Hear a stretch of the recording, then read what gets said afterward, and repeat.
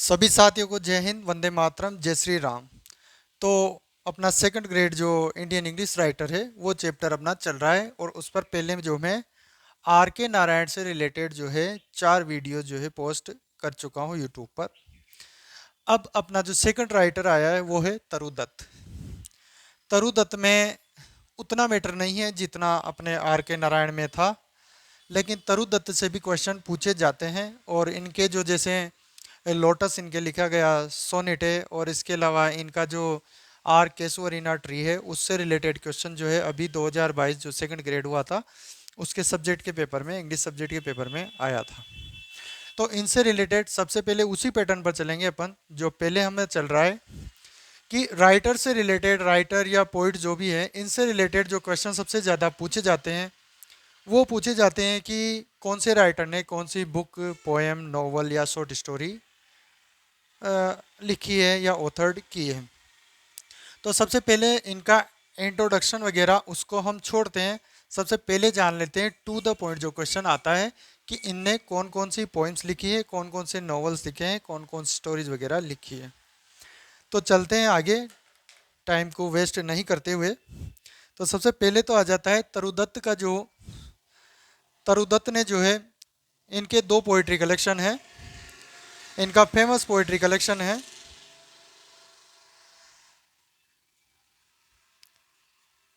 Poetry collections.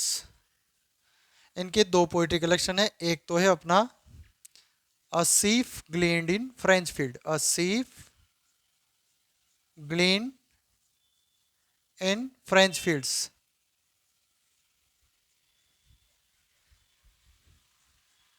इनकी details हम बाद में जानेंगे, पहले इनके नाम नाम देख लेते हैं। और दूसरा इनका जो पोइट्री कलेक्शन है वो है ancient ballads, ancient ballads and legends of Hindustan, legends of Hindustan. ये इनके 2 पोइट्री कलेक्शन है। इसके आगे चलते हैं तो इन्होंने जो नोवेल लिखे हैं, नोवेल में इन्होंने 2 नोवेल लिखे हैं। एक तो लिखा है इन्होंने बिनाका, बिनाका और द यंग स्पेनिश मेडन। इसके 2 नाम है, इसे बिनाका भी बोलते हैं और the young Spanish maiden, the young Spanish maiden. ये इनका फर्स्ट नोवेल था, लिखा गया इंग्लिश में लिखा था ये। और सेकंड जो इनका नोवेल है वो इन्होंने फ्रेंच में लिखा था, ले जर्नल, ले जर्नल डी मेड मोइसल,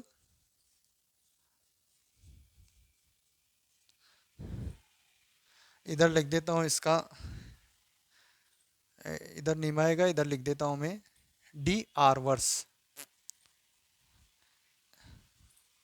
ये फ्रेंच में लिखा था तो ये इसका जो नाम है ये अधूरा, ये यहाँ पे लिख दिया है हमने, ले जर्नल डी मेड मोइसल डी आरवर्स, ये इसका पूरा नाम है फ्रेंच नोवेल का, इन्होंने जो लिखा था। ये 2 नोवेल हैं। 2 नोवेल के अलावा जो है इनका जो इन्होंने जो ये जो पोइट्री कलेक्शन है यहाँ से इनकी कुछ फेमस पोइम्स हैं, सोनेट्स हैं, वो देख लेते हैं हम। तो जैसे इनकी फेमस पोइम है, पोइम से एक तो है are केसुअरीना tree, are केजुअरीना tree.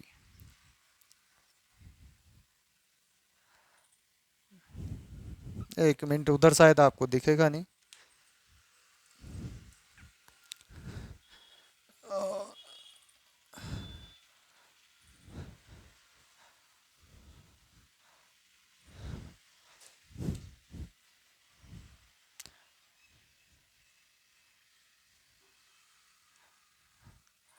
Are केसुअरीना tree, ये इनकी काफ़ी फेमस पोएम है। दूसरी है इनकी सीता, एक है इनकी सावित्री और एक है लक्ष्मण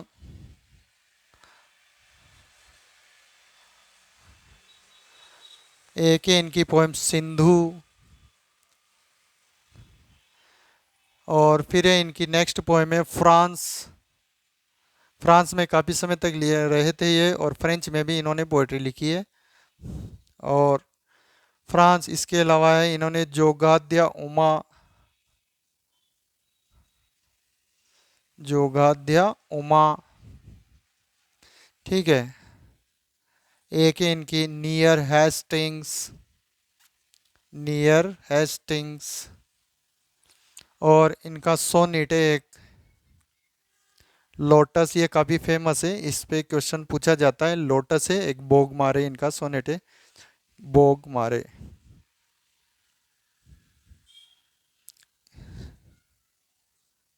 ये दोनों ही सोनेट है। सोनेट हमारे लिटरेचर का पार्ट है, उसमें हम सोनेट के बारे में पढ़ेंगे कि ये कितने टाइप के होते हैं और इनके क्या क्या वर्जन होते हैं। तो ये सब इनकी फेमस पोएम है। Our casuarina tree, Sita, Savitri, Lakshman, Sindhu, France 1870, Jogadhya Uma, near Hastings और लोटस और बोगमारे इनके सोनेट है। अब आगे चलते हैं, हम इनमें से थोड़ा थोड़ा डिटेल इनका देख लेते हैं, क्योंकि वहाँ से भी क्वेश्चन आ जाता है। जैसे सेकंड ग्रेड में अभी जो पेपर हुआ था अपना, तो आर केसुअरिना ट्री जो है, इसकी कुछ लाइंस जो है वो क्वेश्चन में दे दी गई और पूछ लिया गया था कि ये जो लाइन्स है वो कौन सी पोइम से ली गई है। तो इस तरह से ये, इस तरह के भी क्वेश्चन आ सकते हैं हमारे।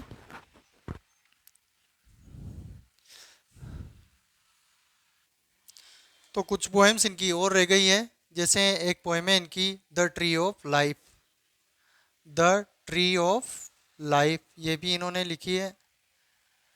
एक इन्होंने पोएम लिखी है प्रहलाद, प्रहलाद, ये इनकी फेमस पोएम्स हैं, ठीक है। और एक है इनकी a sea of foliage girds, a sea of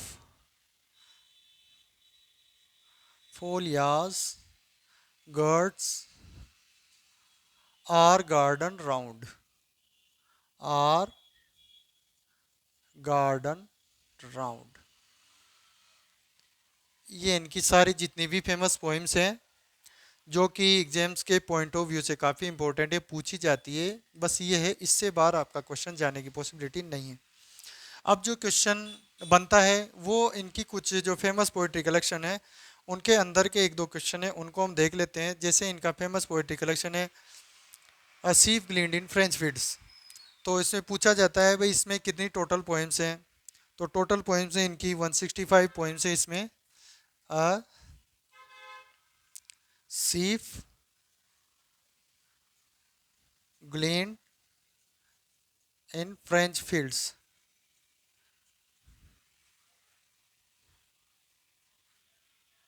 तो यहाँ से जो क्वेश्चन पूछा जाता है कि टोटल पोएम कितनी है इसके अंदर, तो there are 165 poems in total in this collection. और ये जो पोएम्स हैं, all these poems are translated into English from French language, French language से ये ट्रांसलेट की गई थी। और ये सारी पोएम जो है, all these poems were originally written in French by 75 French poets के द्वारा ये लिखी गई थी। और इसको ट्रांसलेट जो है वो किया था तरु दत्त ने, और इसके अलावा इनकी सिस्टर है आरू, उन्होंने भी कुछ पोएम्स को जो है इसमें से ट्रांसलेट किया था। And this volume of poetry was published in 1875, जबकि उनकी डेथ जो है 1877 में इनकी डेथ हो गई थी। और इनकी डेथ से जस्ट 2 साल पहले ये जो पोइट्री कलेक्शन है वो पब्लिश हुआ था। 1875 में ये पब्लिश्ड हुआ था। और इसमें टोटल जो है कितनी पोएम है, टोटल 165 पोएम्स है, 165 पोएम्स है इसके अंदर। और ये पोएम जो है ट्रांसलेटेड इनटू इंग्लिश, इंग्लिश में ट्रांसलेट की गई थी फ्रॉम फ्रेंच।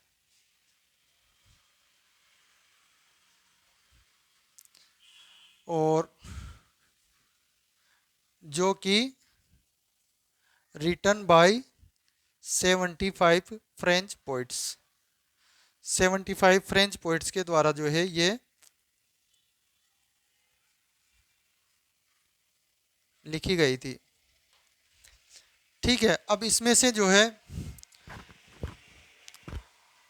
8 जो पोइम्स हैं वो तो ट्रांसलेट की थी इनकी सिस्टर थी, एल्डर सिस्टर आरू, और बाकी की जो 157 जो पोइम्स है वो ट्रांसलेट की थी तरु दत्त ने। 8 poems were translated by Aru, her elder sister,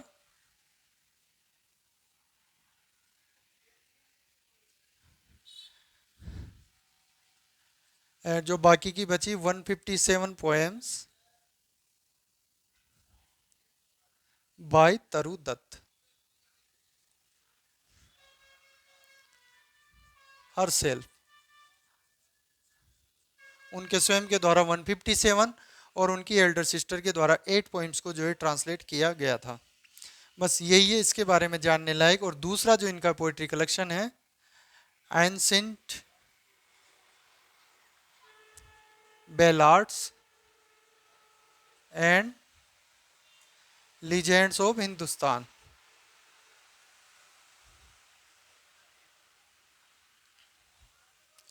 तो इसमें हमारे जानने की जो बात है वो ये है कि ये जो पोइट्री कलेक्शन है ये उनकी डेथ के बाद पब्लिश हुआ था। It was published in 1882। तो उनकी डेथ जो है 1877 में हो गई थी, उनकी डेथ के बाद ये पब्लिश हुआ था। जबकि ये वाला जो कलेक्शन है उनकी डेथ से जस्ट 2 साल पहले पब्लिश हुआ था। और इसमें जो है टोटल जो है 16 पोएम्स है, टोटल 16 पोएम्स, 16 पोएम्स इसमें टोटल है। और ये जो 16 पोएम्स उनके द्वारा लिखी गई थी इसमें से भी 9 तो बेलार्ड्स हैं। कितने? 9 बेलार्ड्स हैं एंड 7 सोनिट्स है। वो जो फेमस सोनेट है इनका लोटस है और बोगमारे है, दोनों ही इसी कलेक्शन में है इनका। और इसमें एक और चीज जो है जानने लायक है वो that the introduction of this poetry collection was given by famous British poet Edmund गोसे।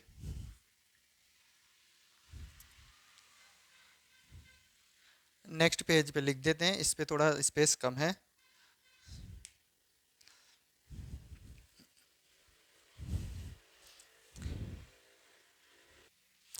तो देख सकते हो आप यहाँ पे लिख दिया है मैंने the introduction of the ancient ballads and legends of Hindustan was given by Edmund Gosse. इसी में यही इंपॉर्टेंट है। इसके अलावा इनके जो 2 नॉवल इन्होंने लिखे थे, एक तो था बिनाका। तो बिनाका जो है वो फर्स्ट नॉवल माना जाता है, इंग्लिश में लिखा गया फर्स्ट नॉवल माना जाता है जो कि किसी इंडियन वुमन राइटर ने लिखा हो, ये चीज़ है। और दूसरा जो इन्होंने नॉवल लिखा था वो फ्रेंच लैंग्वेज में लिखा था, तो वो भी फ्रेंच लैंग्वेज में लिखा गया फर्स्ट नॉवल माना जाता है इंडिया में। ये दोनों इंपॉर्टेंट फैक्ट हैं, हमें इसमें नोट करने हैं। बिनाका और the young Spanish maiden is considered to be the first novel in English written by an Indian woman writer. And French novel Le Journal de Mademoiselle d'Arvers is considered to be the first French novel written by an Indian woman writer. दोनों ही मैं तथ्य लिख देता हूँ इसमें।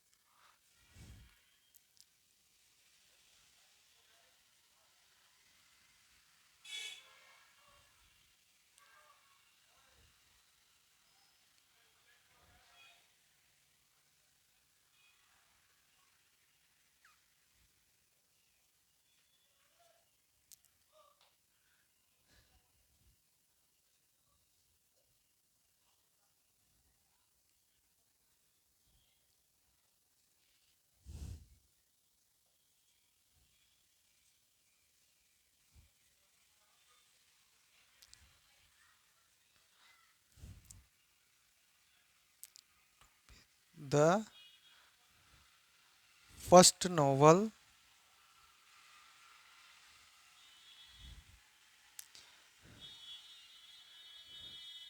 written in French, written in French by an Indian woman writer. Indian woman writer. ये दोनों के बारे में जो फैक्ट थे, ये जहाँ से क्वेश्चन पूछे जाते हैं तरुदत्त से, वो मैंने यहाँ पे लिख दिए हैं। एक इनकी पोएम और रह गई है, वो है बट्टो। ये भी ध्यान रख लेना, आ जाए पूछा जाए बट्टो। ये इनकी पोएम है। अब इनके जो क्वेश्चन है कुछ, तो इनका इंट्रोडक्शन ले लेते हैं। इंट्रोडक्शन से रिलेटेड क्वेश्चन हालांकि बहुत कम पूछे जाते हैं, लेकिन फिर भी पूछा जा सकता है। जैसे तरुदत्त is considered as among the founding figures of Indo-Anglian literature. तो ये जो है इंडो एंग्लियन लिटरेचर के फाउंडिंग फिगर्स में से एक मानी जाती है।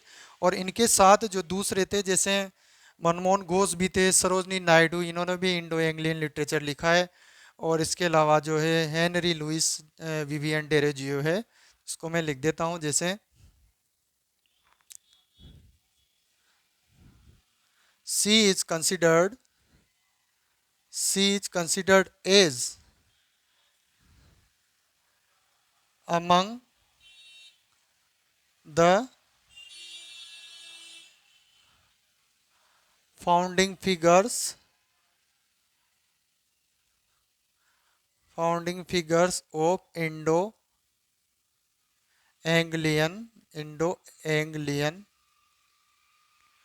literature,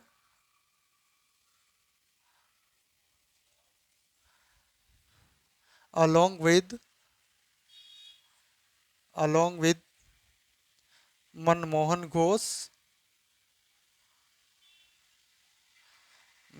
Ghosh,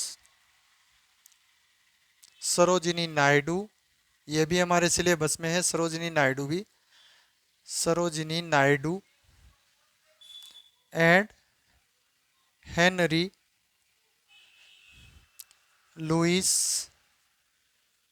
Vivian Derozio. ये इनके बारे में एक फैक्ट है।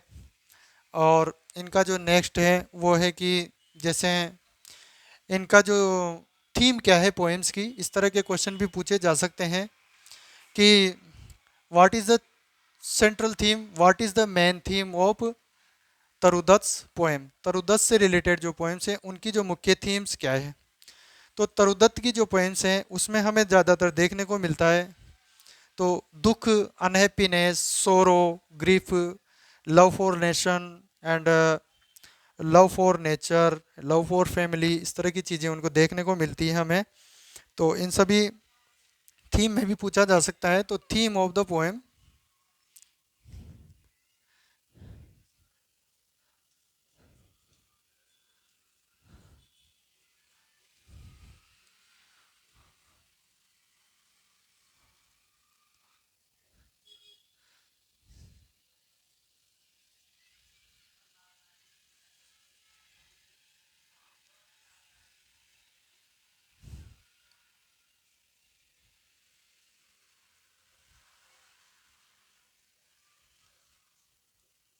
Love for family, love for nation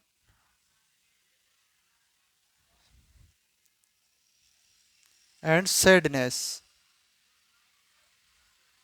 loneliness, अकेलापन, इस तरह की थीम जो है उनकी पोएम्स में देखने को मिलती है। तो इसका जो मेन रीज़न क्या है कि उनकी जो पोएम्स हैं उनमें हमें ज़्यादातर जो है ज़्यादातर जो पोएम्स हैं उनमें हमें दुख, डिस्ट्रेस, डिप्रेशन आदि टेंशन वगैरह देखने को मिलती है। तो इसका जो मुख्य रीज़न ये है कि ये जो तीन भाई बहन थे, आरू, तरु और अब्जू, ये क्या है सारे के सारे जो है बीमारी से इनकी डेथ हुई थी। ट्यूबरकुलोसिस, इनको टीबी हो गया था, तो टीबी से ये तीनों ही जो है इनकी डेथ हुई थी। इसलिए इनकी लाइफ में ये हमेशा जूझते रहे और मात्र 21 की एज में ही इनकी डेथ हो गई थी इस बीमारी की वजह से। तो इस तरह की थीम जो है इनकी पोइम्स में झलकती है, और इनकी पोइम से हम जो है इनकी लाइफ का जो है एक मिरर सा हमें दिख जाता है कि इनकी लाइफ में क्या क्या हुआ है, इनकी पोइम से हमें पता लगता है। और इसके अलावा जैसे इनमें देखो तो इनके फादर का नाम जो है वो है गोविंद चंद्र, गोविंद गोविंद चंद्र। इनकी माँ का नाम है क्षेत्रमणि दत्त, क्षेत्रमणि क्षेत्रमणि दत्त, एक मिनट, क्षेत्रमणि दत्त।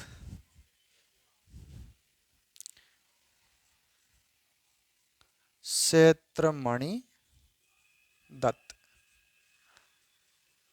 और इनका जो जन्म हुआ था वो बंगाल में हुआ था।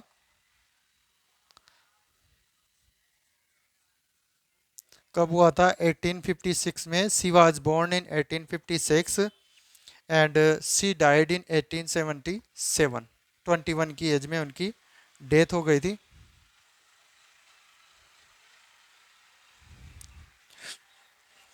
बस इनके बारे में इतना ही जानने लागे, हालांकि इंट्रोडक्शन से ज़्यादा क्वेश्चंस नहीं आते हैं। तो ये अपना चैप्टर हो गया है कंप्लीट। एक मिनट।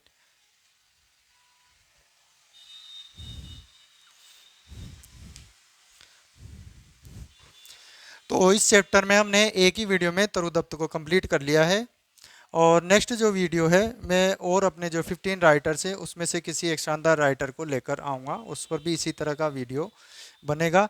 जो भी तरुदत्त से क्वेश्चन बन सकते थे, इंपॉर्टेंट क्वेश्चन, वो सारे के सारे इस वीडियो में मैंने कवर कर लिए हैं। और इस तरह की पॉसिबिलिटी नहीं है कि अगर तरुदत्त से कोई भी क्वेश्चन आता है तो यहाँ से बाहर जाने की पॉसिबिलिटी बहुत ही कम है। तो बहुत बहुत धन्यवाद, आपने ये वीडियो देखा। Thanks a lot to all of you for watching this video. And again, I will say that if you have any doubt and if you think that I have made any mistake in this video, then please do comment in the comment box so that I can improve my mistake in the next video. बहुत बहुत धन्यवाद। जय हिंद।